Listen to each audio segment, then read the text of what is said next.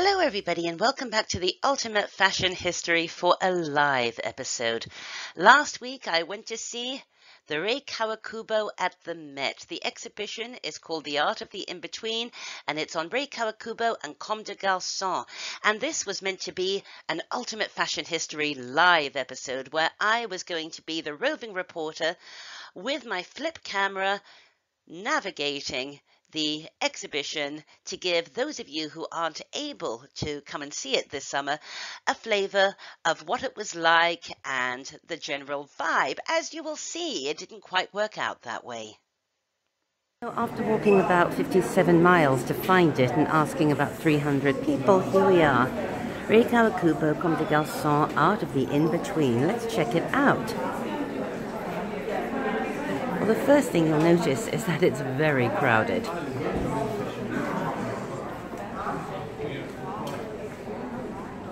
So let's walk around. Beautiful space.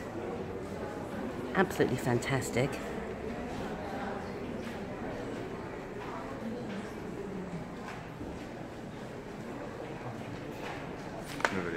Okay. Yes, I was tapped on the shoulder and told to stop filming. Ultimate Fashion History censored. The press censored.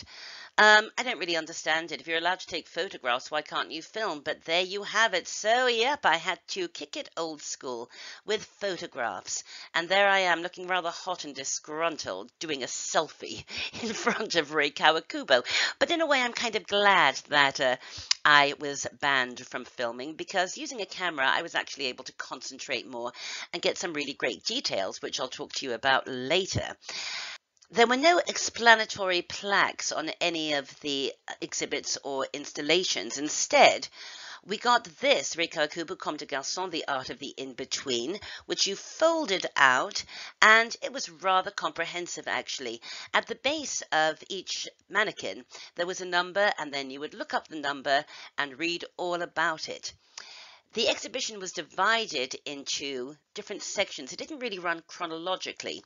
It ran thematically. Self, other, design, not design, things like that. So it was easy to follow, and so let's take a look at the space. The space was beautifully curated. It was all very clean, very bright, very futuristic, and yet in the saying it was futuristic, there was this sort of troglodyte element about it, with these little caves and little rooms on different levels that you could explore. I enjoyed the exhibition a lot more than I thought I would. And I'll tell you why. First of all, take a look at this. This is kind of what we think of when we think of Rei Kawakubo and Comme des Garçons, right? We think of a lot of black, a lot of neutrals, or just a lot of red.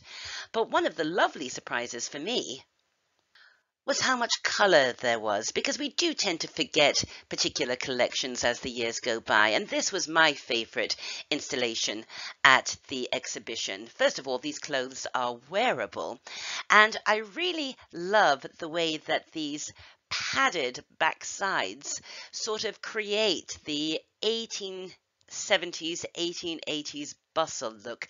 I could really imagine a trendy girl in Soho with very high heels and a great handbag trotting along in any one of these dresses. I particularly like the gingham in bubblegum pink and pale blue, not really what we think of when we think of Comme des Garçons. Another really nice surprise for me was the tailoring. When you see this stuff up close, you really get a sense of just how talented Rei Kawakubo is as a designer. I mean, look at the ruching here with all of these different tartans. Absolutely gorgeous, and you don't really get the sense of this when you see runway stills. This was a popular installation, these sort of Miss Havisham type bride's dresses, but again, the details are really only appreciated up close, like those beautiful faded flowers and that snake-like paillette or sequined detail. Absolutely lovely. Really a surprise for me, because we don't tend to think of such a delicate touch when we think of Rei Kawakubo. Another surprise was that a lot of it was much prettier in real life than I thought it would be, like these beautifully rendered in a kind of resin or plastic bustiers, I suppose. These were so pretty in real life. I'm afraid my pictures don't do them justice. But there's a delicacy about Rei Kawakubo that I didn't really appreciate until I saw this stuff up close and personal.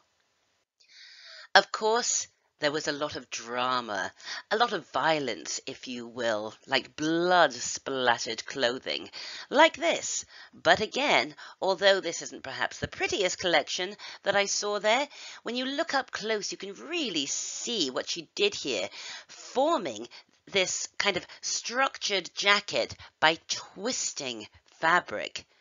Quite extraordinary. Another installation that was very popular was this one, where Kawakubo plays with the concept of childhood and adulthood. Remember, it's the art of the in-between. And again, I was surprised at what a wonderful colorist she is, because when we think of Comme des Garçons, like I said, we think of all black. And imagine if this dress was in a normal size and not 5 feet across. It would actually be very pretty. As you move through the exhibition, everything becomes less and less wearable.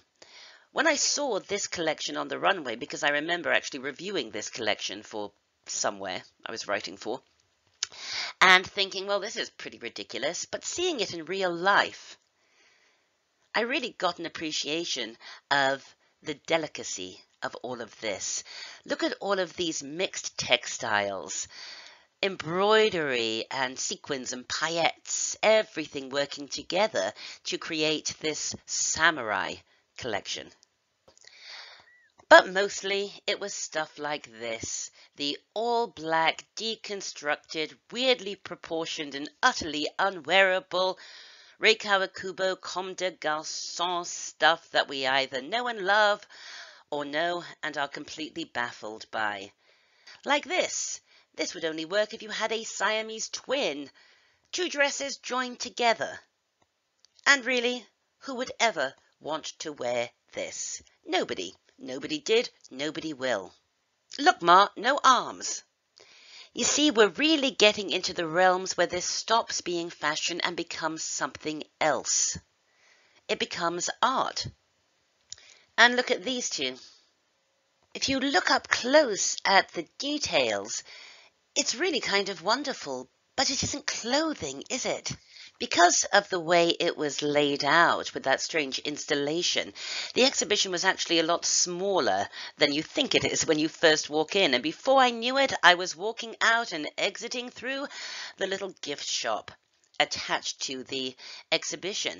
A lot of Comme des Garçons stuff, a lot of stuff that was ridiculously overpriced. You see these canvas totes here in both the pictures, those beige canvas totes, they were like $150.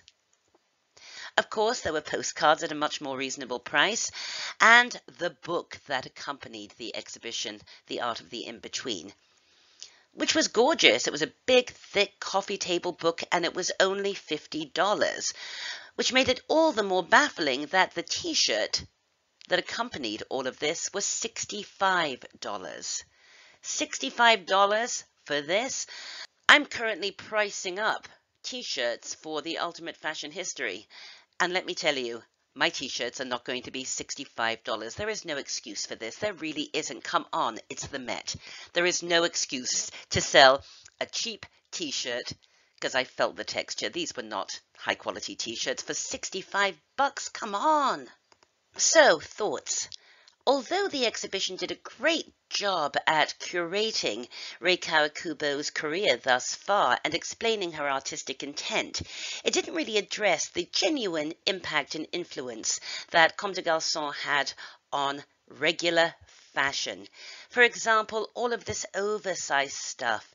Rei Kawakubo and Yamamoto, the Japanese designers who really appeared on the fashion landscape in the late 70s and early 80s, genuinely did influence 80s fashion. Oversize became really the overarching fashion story of the 1980s, and it arguably had its roots in this more avant-garde stuff that Rei Kawakubo was producing. But more than that, it was Rei Kawakubo who gave us the all-black, multi-layered, distressed look that has now become such a signifier of street-style cool. It all started with Rei Kawakubo and Comme des Garçons. And I think that if this had been addressed in the exhibition, a lot of the people there wouldn't have been so baffled. But the biggest question was actually inspired by the biggest outfit in the collection. This one. Rei Kawakubo is credited and celebrated for blurring the line between fashion and art. But does this line need to be blurred? Do we have to be challenged by clothes? Clearly, Rei Kawakubo increasingly used the human form, or at least the idea of the human form, upon which to construct her art. But this, in my opinion anyway, isn't fashion. It is art. Sometimes fashion can be so beautiful that it's like art, like this beautiful Jacques Fath evening gown here. But when does fashion stop being fashion? Maybe when it has no armholes. See what I mean? Time and time again, in all of the write-ups for this exhibition, people have said, "Ooh, Rei Kawakubo challenges our ideas about fashion." But why do we have to be challenged about clothes? I personally don't think we should. I think that what she does so often is interesting and beautiful, but it isn't fashion. It's art, so we should position it as art. It belongs in the universe of art and not in the universe of fashion. But to quote Lebowski, hey, that's just my opinion, man.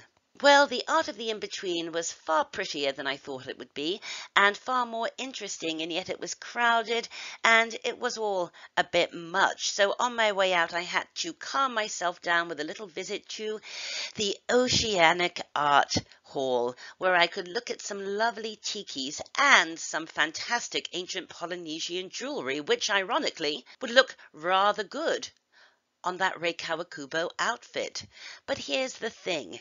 If you're watching this video, you would have gone to the Rei Kawakubo for the same reasons I went, because we are interested in fashion and fashion history.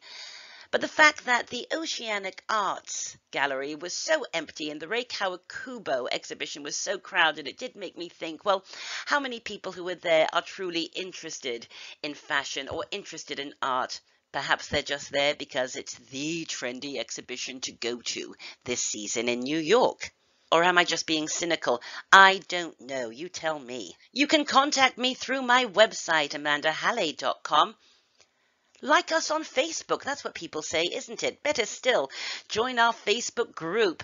Tons of members, over 1,000 members, and we all have lots to talk about, and I'm sure we'll all have a lot to say about this exhibition. I'm back every week with more episodes. As always, thanks for watching. So just click the little circle to subscribe. Have a wonderful week, and bye for now.